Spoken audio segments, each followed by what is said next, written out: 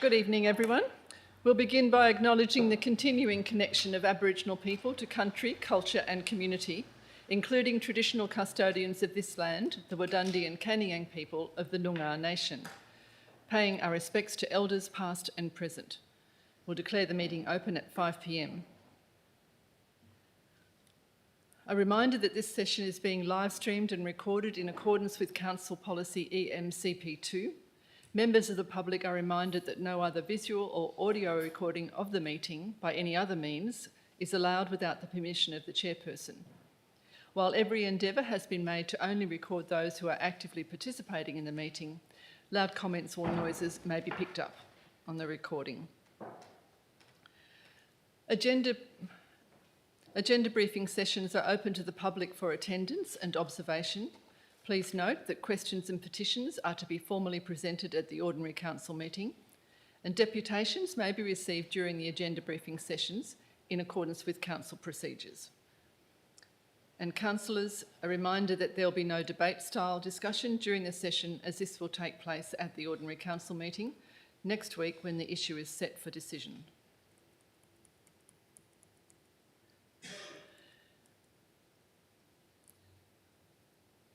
So councillors present this evening are Councillor John Bailey, Councillor Anita Lindeman, Councillor Grant Patrick, Councillor Leanne Ringe, Councillor Reggie Keown, Councillor Amanda McNabb and Councillor Alex Purick, and myself, Councillor Vivian McCarthy.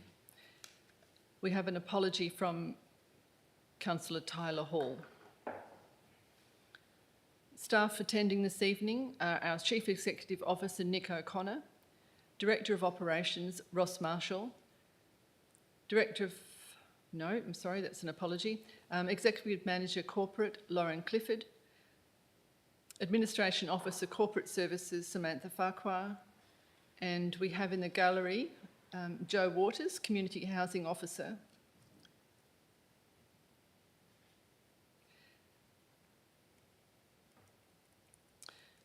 So welcome to those participating via live stream as well.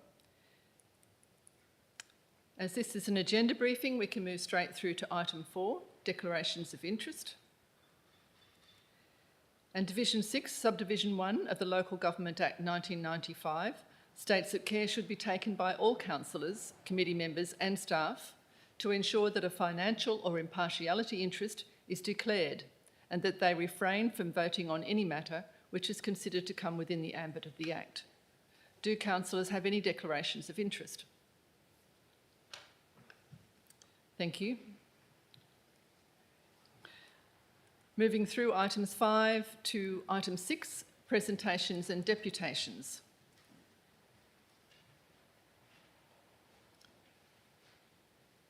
I'd just like to welcome Manager of Works and Services, Damien Morgan, who's arrived. Okay, so 6.3, deputations.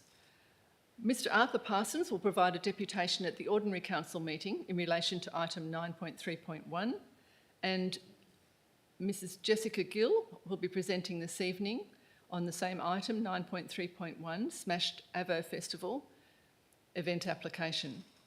And I believe Mrs. Gill wants to present at both the agenda briefing session and the Ordinary Council meeting. Is that correct?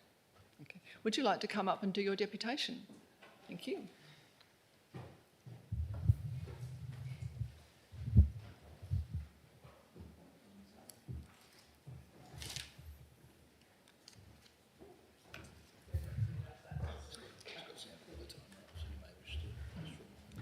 Now, Mrs. Gill, I'll just remind you that it's a 10-minute presentation.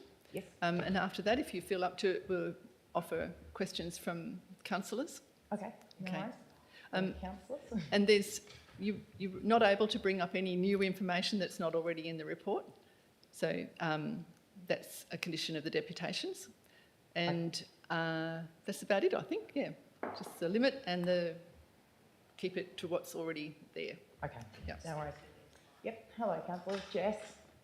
And speak into the mic too, if you can wrangle it. Yep. I'll just stand closer. Thank you. Thanks.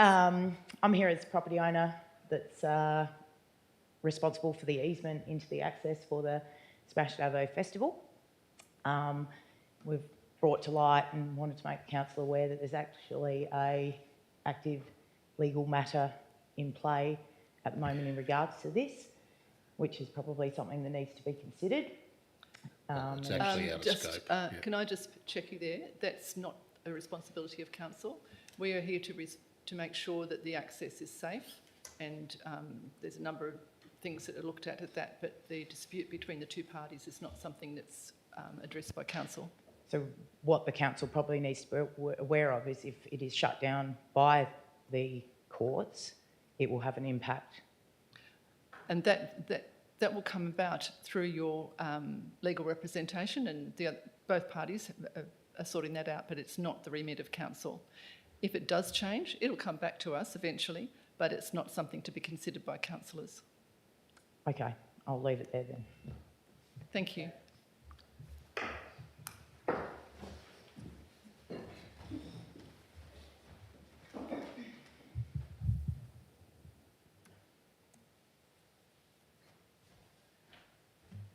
So moving through 6.4 on to item 7, confirmation of minutes.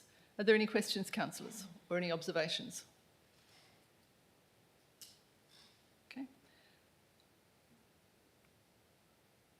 There are no reports of committees, so we'll move on to item 9, reports of officers, into 9.1, Director of Operations. Item 9.1.1 is the Main Roads WA draft speed zoning policy and application guidelines. And I'll ask the Director of Operations to introduce that report. Thank you, Madam President. Main Roads WA has released a draft speed zoning policy and application guidelines for stakeholder consultation, providing a revised framework for the assessment, approval and management of regulatory speed limits across the state. The draft policy has potential to significantly influence the speed zoning outcomes on both local government and Main Roads WA managed roads, including roads within the Shire of Dornoch-Balingup, town sites and our rural communities. This report seeks Council's endorsement of the Shire's proposed submission to Main Roads WA. The submission provides feedback on the draft speed zone policy and application guidelines and outlines several recommendations aimed at strengthening local government involvement in speed zoning decisions, improving consultation and transparency, and ensuring local planning, community and place-based considerations are appropriately recognised. Please note that at our recent South West Regional Road Group elected member meeting, Councillor Purick was supported with the following motion, which is really important. The motion was request Walga to advocate to Main Roads WA for a second round review following the first round consultation amendments to the draft speed zoning policy. This is essential as the current policy refers to forms that have not yet been developed or disclosed. It's fair to say the current policy for speed zones does not make it easy for our community or our officers to navigate. We have to deal with a lot of frustration and often a long-winded process and continual follow-ups from our side, or at least that's how it feels. The key recommendations are in the attachment, but just from a community point of view, we're really focusing on town boundaries, just more involvement and recognition for, gazetted town sites, just a bit more clarification on the application process, a bit more understanding of the decision making, so a bit more, transparency, and maybe a review mechanism as well, because at the moment there is currently no right for review. So council support would be appreciated. Thank you. Thank you, Director of Operations. Do councillors have any questions? Councillor Ringe. Yeah, thank you, President McCarthy. I've got a question. Firstly, I'd just like to thank the person who's actually done this report for the submissions. It's very detailed, very comprehensive, and having gone through the process of putting a submission in myself, I read the previous policy back to front several times. Just have one question in regards to the draft. It's part 2, the application guidelines. What clarification on a terminology? It's on page 78 of the guidelines.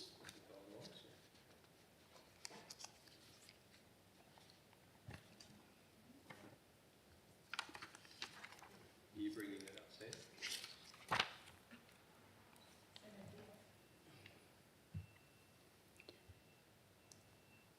It's actually in regard to the application.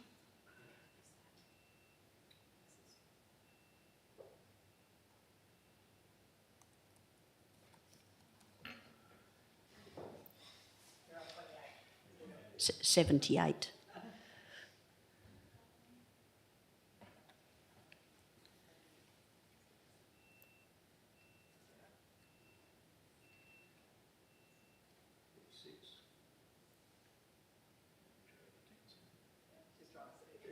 It's hard to do it because you're backwards.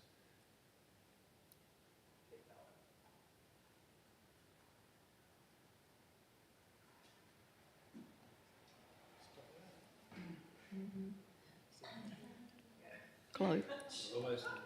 I'm on 77. Okay, it's at the top of the page, the first point. It says, like Main Roads will review requests for speed zones as outlined in this section, provided a request is received from the relevant local government authority, state government, federal government department or private authority. Now, the application I put in previously was on behalf of a community organisation. So my question is, private authority, what would the definition of private authority be? Any ideas? Yeah, good guess. Through the chair.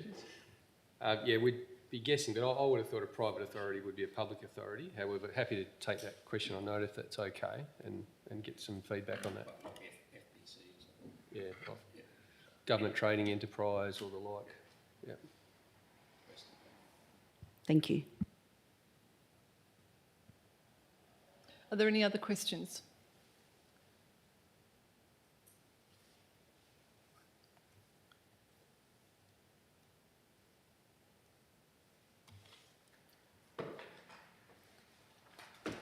Okay, moving on to item 9.1.2, Wi-Fi enabled payphones for the town sites of Balingup and Kirrip.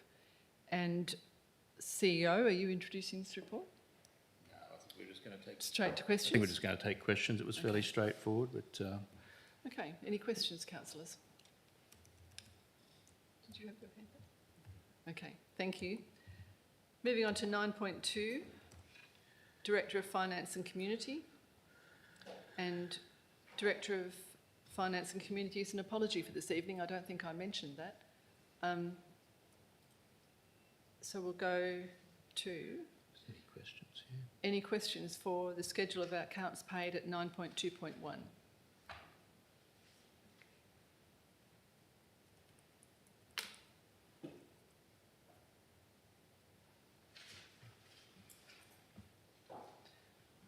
Okay, item 9.2.2, Draft Economic Development and Tourism Strategy, endorsement for public comment. CEO, would you like to introduce this? Yes, very briefly and through the chair. So, councillors, the matter table for your consideration at the OCM next week is the Draft Economic Development Tourism Strategy. We're seeking endorsement for a further stage of stakeholder and community engagement as per our community engagement framework, or recently adopted community engagement framework. As councillors would be aware, this is, I guess, a really important milestone of a collaborative effort that's been between, obviously, officers of the local government, elected members and the business community, and Lucid Economics, who are experts in the field of pulling these sort of strategies together. As per the officers' report, what will be considered next week, or what officers looking for endorsement, is the culmination of an extended period of stakeholder engagement. And so just be seeking that permission to put it back on to a period of a number of weeks to get that stakeholder feedback prior to it coming back to council for formal adoption and implementation. Thank you, CEO. Any questions, councillors? Councillor Patrick? Thank you. Just a quick one. The if this is approved, the consultation process, is that being run by Lucid, or is that going to be run internally by the Shire administration to then bring it back to council through the admin? I believe it'll just be undertaken by Shire administration, so that I guess the grunt work and the consultancy and value add has been undertaken to date, and it's a matter of putting that back and making sure that what's represented in the draft strategy is a faithful representation of that stakeholder engagement. Councillor Patrick? Thank you. Just to follow that up then, so it'll really just be the standard consultation process of notifying the public that it's available. It's not going to be community groups, right? It's just There this won't be any more workshops. Yep. Okay. Thank you. Thank you. Any other questions? Councillor Lindeman? Yes, thank you. To the chair, just the Councillor McNabb sent in a few questions, and I understand that they're quite lengthy. Yes. When could we expect to maybe just get some understanding Before the and answer OCM, those? for next week's OCM. So yeah, apologies Thank you. through the chair. Acknowledge and thank Councillor McNabb for her insightful questions. I did provide just a very brief off-the-cuff verbal response before the meeting, but I think to do the questions justice, I think we'll give a written response, and happy to send that to all councillors. Yep. I have a question, CEO. Sure. Through that consultation period, is it opportune for councillors to provide feedback during that period too, prior to the OCM? Yes, to When it start. comes back to OCM? That's correct, yes. Okay. Yep. Right, thank you. Any other questions?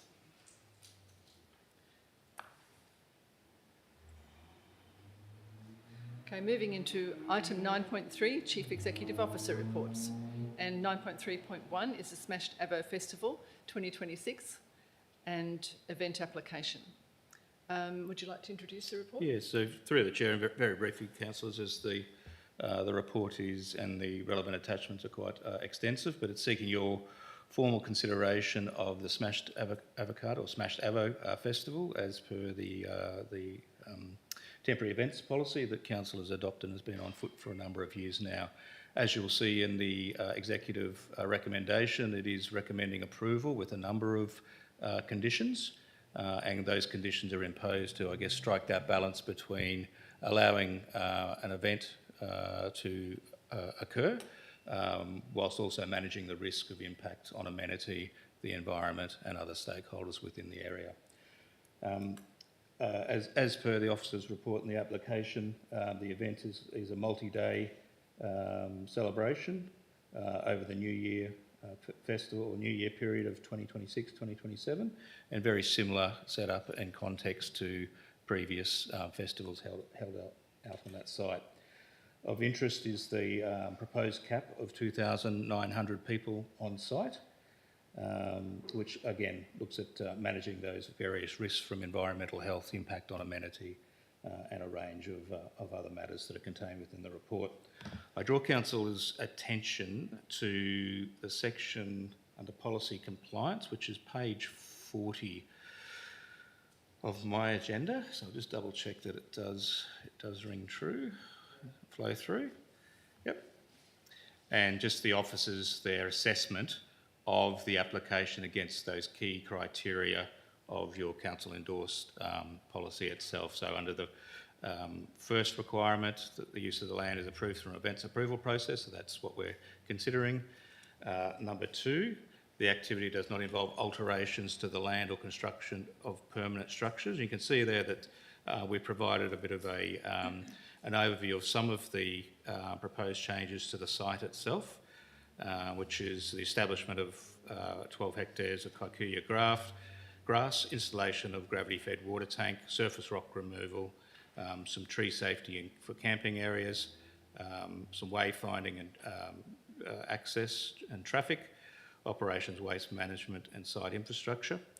So I guess the assessment that and the conclusion that officers have drawn have come to as part of the assessment of the application is that those type of activities are not inconsistent with some of the activities that normally undertaken or the improvements for a normal farm activity, such as the establishment of pasture, the removal of rocks and the pruning of vegetation. So it was based on that officers were comfortable that it complied with that criteria. Criteria 3, each event is in existence for less than 96 hours, so that complies. Criteria number 4, the event does not require more than 10 days for setup and breakdown of the event infrastructure. And as you will note, that it doesn't actually comply in its current form with the 10-day parameter. And that's mainly around the main stage, which requires a 28-day bump in and construction and then deconstruction. And that extended time frame, as per the application, was around safety, that we're not rushing, that the applicant isn't rushing their staff to get it bumped in and bumped out and creating a safety hazard itself. I guess of interest, councillors, there's been a reduction in the request or the recommendation for the operating hours of the music, given the potential impact of the neighbours, and that's addressed under condition II, which under the sub-condition of noise, which talks about the proposed music window, which is detailed in the report. So, councillors, as I mentioned in my opening remarks, it's an extensive report. It's generally consistent with the requirements of your temporary events policy, and it's recommended for approval with significant conditions as detailed in the recommendation. So, happy to take any questions. Councillors, any questions? Councillor Patrick? Look, thank you for that, and thanks, very extensive report. Probably a question you may not be able to answer, it might be for Mr Parsons next week, but in relation to the extended bump in, bump out, as you said, in relation to the main stage, do we have any indication as to the amount of traffic that's going to involve? Because obviously that's going to involve an extended period of people going in and out of that property and through that easement. Do we have any indication at this stage, or is that more than likely a question for next week? Yeah, maybe better for next week, but I might just, if Mr Marshall, I know he's had some discussions with Mr Parsons, did you make any notations around the potential traffic impact? Sorry, through the chair, no, I didn't see. So yeah, be a good question for next week. Councillor Bailey? Thank you. Through the chair, all the conditions listed here, are they enforceable? Are they enforceable? Yes, they are, and as similar to the way that we handled it last year, is that we won't provide an approval until all the conditions are complied with. So my concern, as it was last year, and also insurance for the people who own the easement or the public liability insurance has to be provided 14 days before any work starts, but that's usually at the end when this process has already been heavily advertised and tickets sold, and then we're trying to pick up. If this doesn't happen, surely that should be extended out by a couple of months. So what's the question? The question? The question is, I think that's allowing that to be 14 days before it happens. It should be that these things all have to be sorted before any advertising period, as far as I'm concerned. Without getting into debate-style discussion. No, that's not I a just debate. need an That's- actual question. The question is, why are we leaving the insurance and other things so late in the process? Okay, And we're saying that all these things have to be met beforehand. We've got the question. And I We've got the question whether that question. was, yeah, but I still question whether that's right or not. Yeah. So my understanding is that that's the same condition and timeframes as was complied with for last year's event. At the end of the day, it's a risk that the proponent takes on if they go out and advertise and haven't complied. And as I mentioned in my initial response to your first question, Councillor Bailey, an event approval will not be provided until they've complied with the conditions. So that's the commercial risk that the applicant, should this matter be approved, will be taking. Councillor Bailey? Just one more on that. So the conditions last year and the insurances provided last year clearly met what the executive team were looking for. Is that correct? Yes, all the conditions were complied with last year, and the applicant, which is the same applicant this year, was provided with CEO approval in accordance with Council's resolution. Thank you. Any more questions on this application? Councillor Ringe? Yes, thank you. Through the chair, just for clarity, this is an event approval, not a planning approval. Is that correct? That's Yes, correct. that is correct. The events policy was adopted in, I'm going to guess, towards the end of 2024, 2024, yep. not long after I commenced with council. And I believe the policy intent for council of having that policy is to allow one-off events. So the approval only sits with the event itself, unlike a development application, which actually sits with the land and is like gives the as of right use for a number of events for that land. Yep. Thank you. Councillor Lindemann? Yeah, sure. Through the chair, just in the past, there's been a debrief after the event and often a report. Will we expect to see the same this year? I think I read that somewhere, is that correct? Yes, I believe so. Yes. Any other questions? Councillor Ringe? Yeah, just looking at the conditions, which there's lots of them, have they increased since last year's event? Like, is there a lot more conditions? I From do last year? recall there was a few pages of them last year was, as well, yes. yes. No, they, My understanding, they are generally the same. I haven't done a compare and contrast. Through the chair, they're not materially different. There has been some clarification added, but I guess in using the Aussie slang, it's a rinse and repeat, and hence why there's recommendation as it is, only for that reason. and there was a review taken after last year's event, so any items from that review would be included? Yeah, and that review was done with a lot of the agencies as well, including St John's and Waypole. So. Okay. Councillor Ringe? I was just going to say, I Councillor think, Lindemann? well, I was going to ask, is the growing of the grass The somewhat what? different? The growing of the grass in the area is somewhat different perhaps to last year? Greening of the grass area for fire prevention? And the question? Is that different from last year? Yeah, I believe that is a new. The pasture improvement is an addition to last year, and as I mentioned in my introductory remarks, officers believe that's generally consistent with a normal farm use, which is, I guess, the zoning of the land itself. So we thought, whilst it didn't technically comply, it was generally consistent. Thank you. Councillor Ringe? Yes, thank you. Just in regards to my last question about the conditions, one of the conditions is written confirmation of permission to use and upgrade, maintain the private driveway. Is that permission by the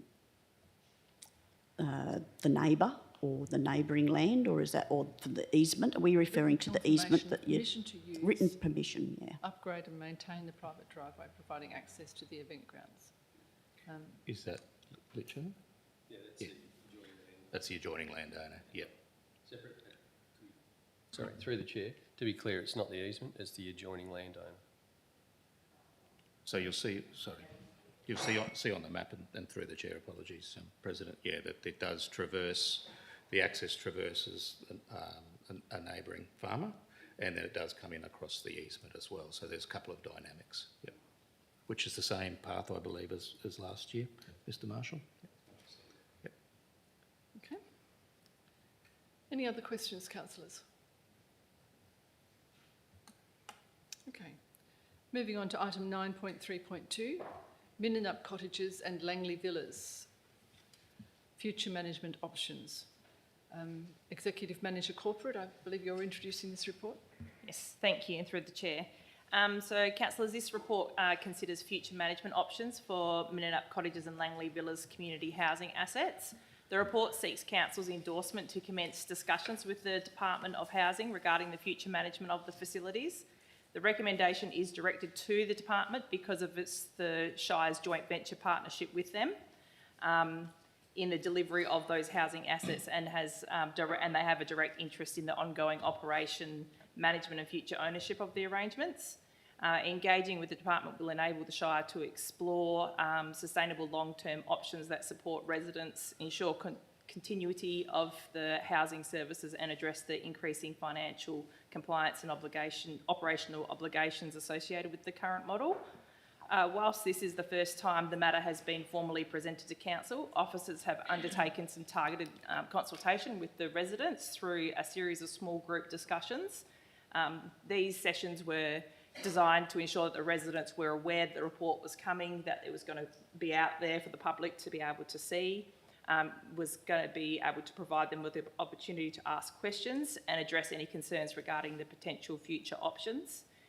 Feedback from the residents so far demonstrates that their understanding and the reasons for the Shire exploring the future management arrangements, and no objections were raised during the consultation thus far. Officers were able to address the questions and provide reassurance regarding the intent of the report and the process moving forward. The discussions also reinforced the strong and positive relationship that exists between the residents and the Shire. And it's important, the importance of maintaining that trust and transparency and open communication throughout any future review process. Residents' wellbeing and continuity of the housing remain central considerations in any discussions with the Department of Housing. And just to reinforce that this is no decision regarding the transfer, divestment or alternative management arrangements is sought at this stage. Any future proposals will be presented to Council for presentation. Thank you.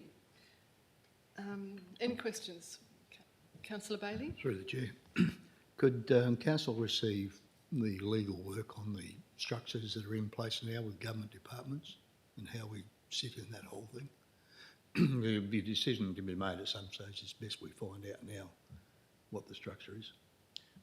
In regards, so through the chair, so just clarity around the question, in regards to the various parties' requirements under the joint venture agreement, is that the question? Yeah, so we have provided councillors with a briefing on that, but happy to provide further information. Oh, sorry, I must have missed it. No, that's okay. Yeah, Thank you. Appreciate it. Thank you. We can give you some more information, councillor. Yep. Thank you. Any other questions?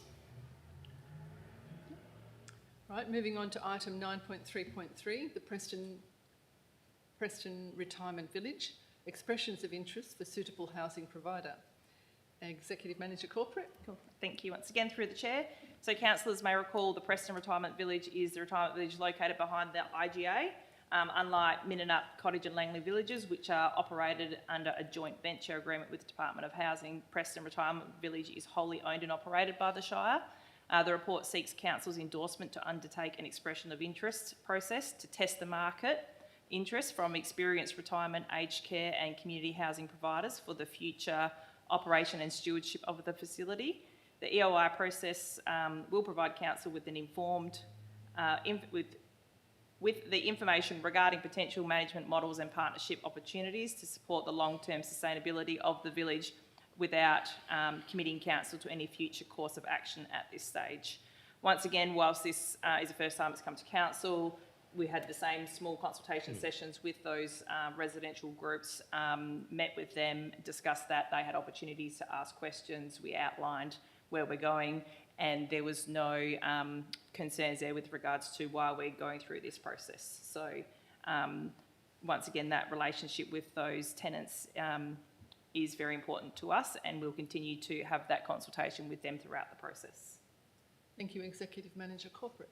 Any questions, councillors? Councillor Bailey? Through the chair, to the CEO, the longer we hang on here, the worse it gets. Is that it in a nutshell, CEO? I'm happy to respond. Yeah. So look, I think our council, without jumping to an outcome, as Ms. Cliff has said, that we are just exploring options at this stage. That the retirement village industry is quite a multifaceted industry. It's been the subject of a Royal Commission. There is significant legislative compliance risk for a local government, indeed any operator in this space.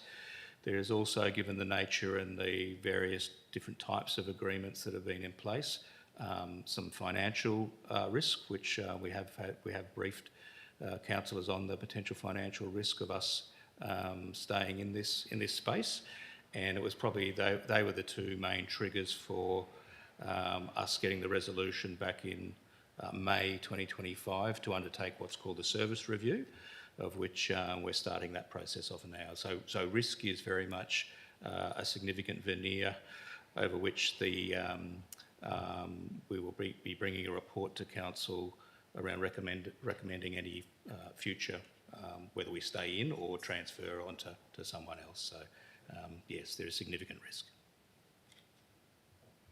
Any other questions?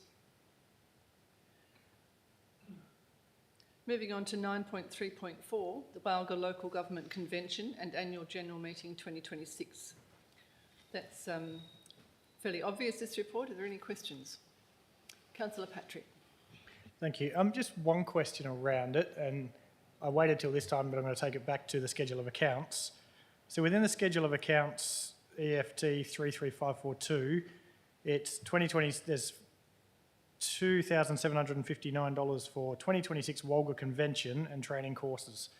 I just wanted to check if, I appreciate you have to pay for these things and book tickets, but wanted to clarify that, is that costing within that schedule of accounts covering the nominations or the attendance of this conference, or is there additional costs based on this report? What was the transaction? So EFT 33542, 2026 Walga Convention and training courses for $2,759. I'd need to take that on notice. Yeah, I'm that's fair really enough. Guessing. It's probably an accumulation if it says and training courses. That- Yeah, yes. I appreciate that, but if we can take it on notice and provide that for the OCM or before, course. just so we understand what those costs are, if Doesn't we've already include- spent it or if it's more costs. Thanks. Sorry, Councillor Patrick, I can say it doesn't include my registration. So it may well be my registration, councillor. So yeah, we'd be speculating, so we'll get you the facts. Yep. Any other questions? Right.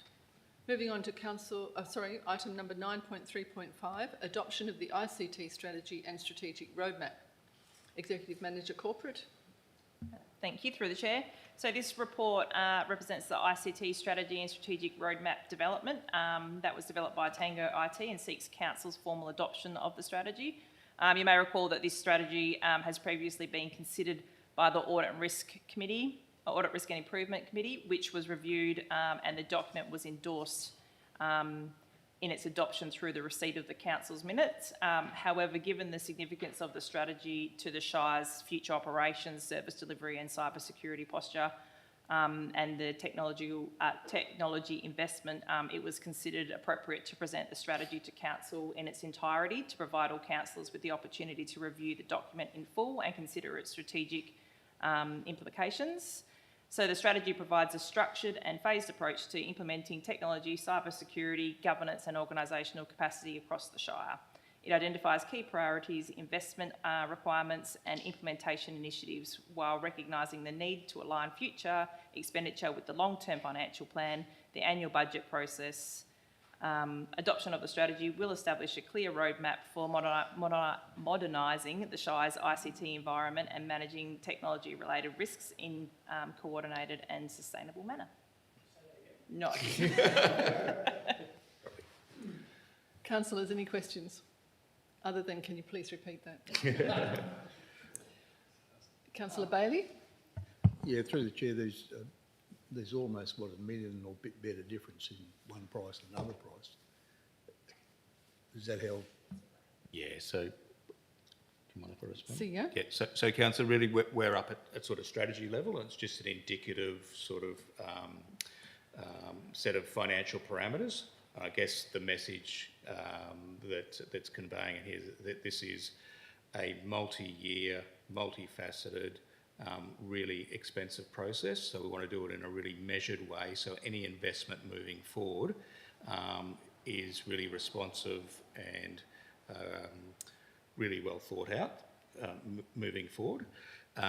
We won't know the actual cost to do the ERP replacement until we go to market, and that's why we've got some parameters. It comes down to which sort of business decisions and what the system requirements are moving forward. But I guess based on the feedback, and I guess the other thing to note, whilst it was prepared by Tango IT, it was heavily influenced and informed by not only the input of the executive and the management team, but the outside workforce, a number of work crews. There was a really good opportunity to understand the business needs of our ERP and our business systems moving forward. So we won't know the exact dollar value until we go to market. But it's fair to say, you know, we're not talking $10,000, $20,000. It'll be a significant investment. But, you know, I encourage councillors to think about, you know, we're not just a one-dimensional business. We're not sort of just a MYOB accounting business. We run a multifaceted sort of organisation here and requires quite intricate business systems. As per the strategy, the current ERP is end of life or coming towards the end of life. We're not the only user of the Synergy system, so some really good opportunities through our regional collaboration around trying to do some joint procurement and making sure any ratepayer investment is minimised, but bang for buck is achieved.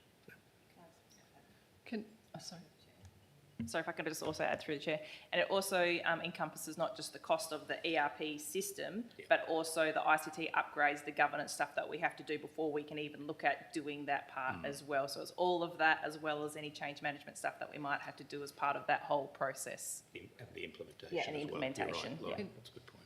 Yep. Could I ask also, does that cost, that figure, include the process analysis and redesign that will go into it as well? Because it'll obviously a It new depends on ERP the will. system we get, yeah. So through the chair, it would depend on the scope of works that we put out when we go to the market to find out what we're going to have in the system. Because in some cases, I guess it will sort of encompass all of that, but a lot of that might be done in-house. It's hard to see until we get to that point in time.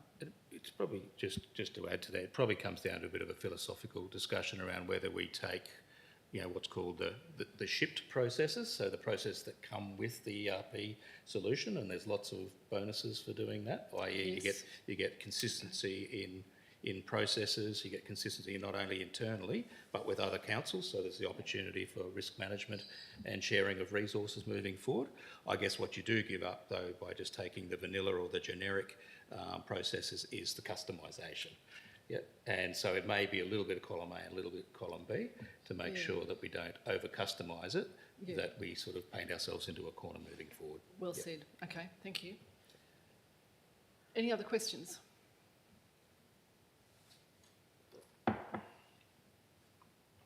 On to 9.3.6, representation review, determination of preferred representation structure.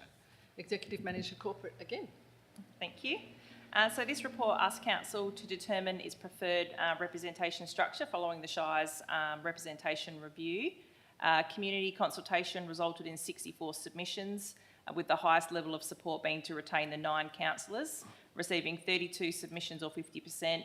The next most supported option and the most supported reduction option was 7 councillors, receiving 18 submissions or 28.1%.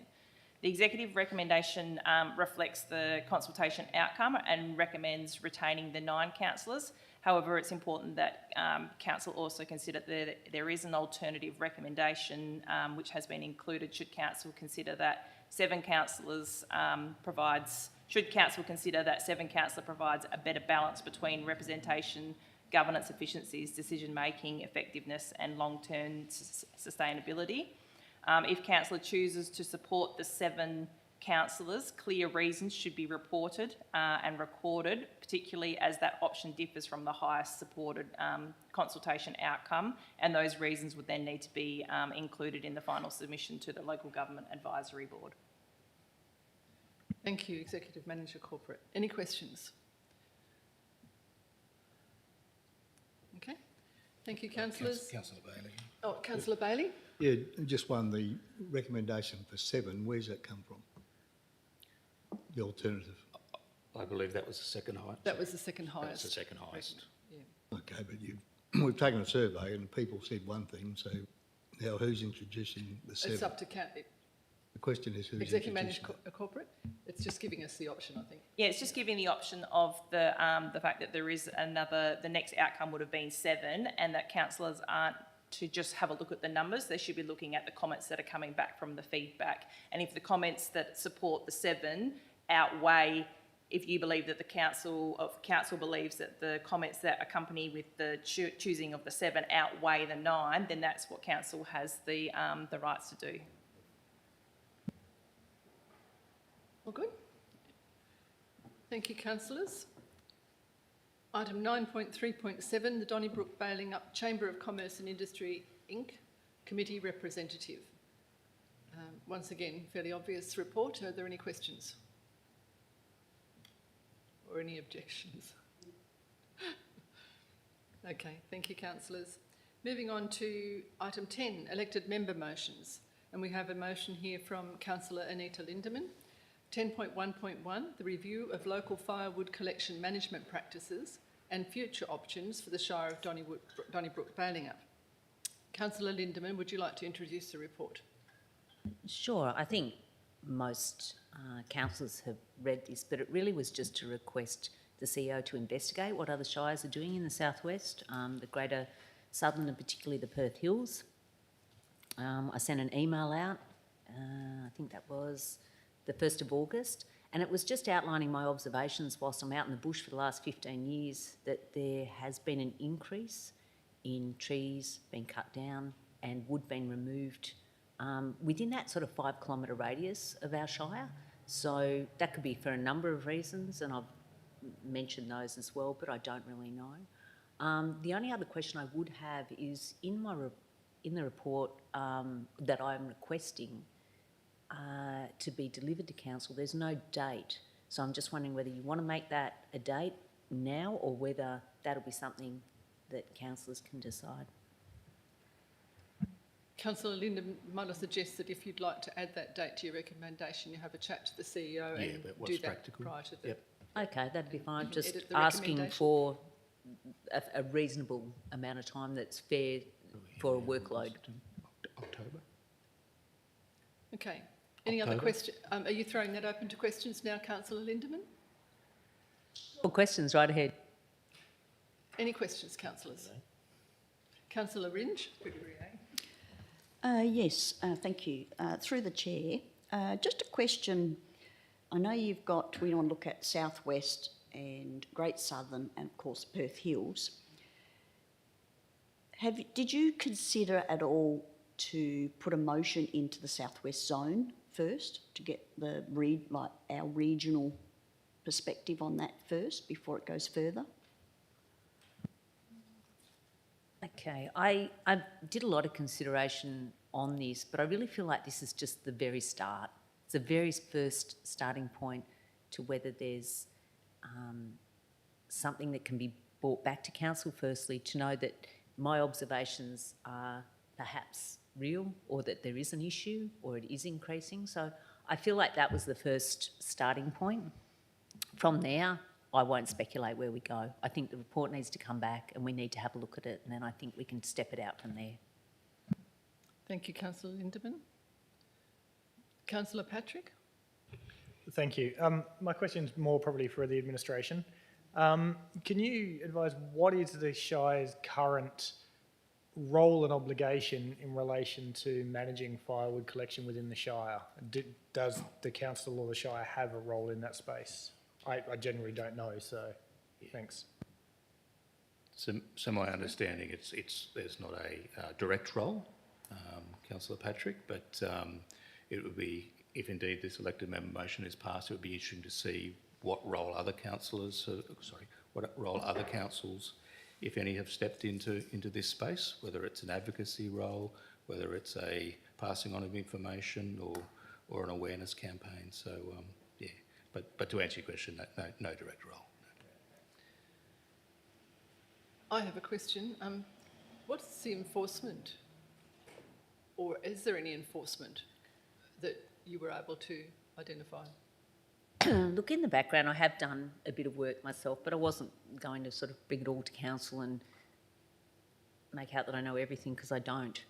I'm really just interested and concerned. But yes, there are a number of investigations happening at the moment, being undertaken relating to the illegal taking and selling of firewood within the Shire of Donnybrook Baling Up.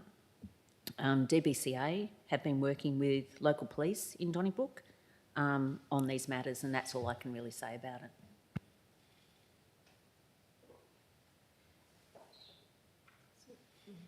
Okay. Any other questions, councillors? Councillor Ringe? Sorry.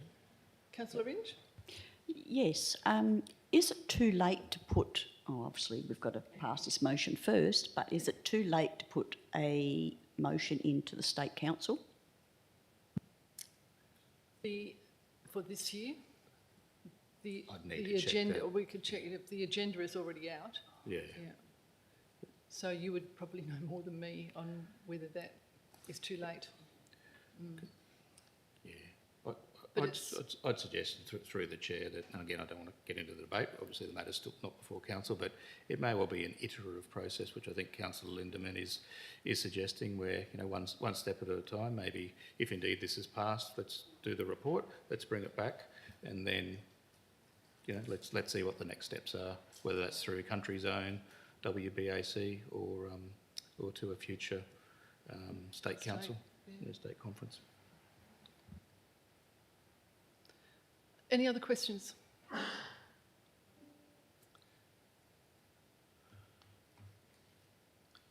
Okay, councillors, we can move through to the confidential agenda. But before we do close the meeting, can I just ask whether councillors have any questions for that reasonably self-explanatory report? Because if you don't have questions, I won't close the meeting and then reopen it for the live stream. So is anyone indicating that they have a question? You don't have to ask the question now, but can you indicate if you have got a question for that report? No? All right then. Well, we will move to item 13, closure. And we can advise that the next ordinary council meeting will be held on the 26th of August 2026 at 5 p.m. in the Shire of Donnybrook Balingup Council Chamber. Thank you, councillors.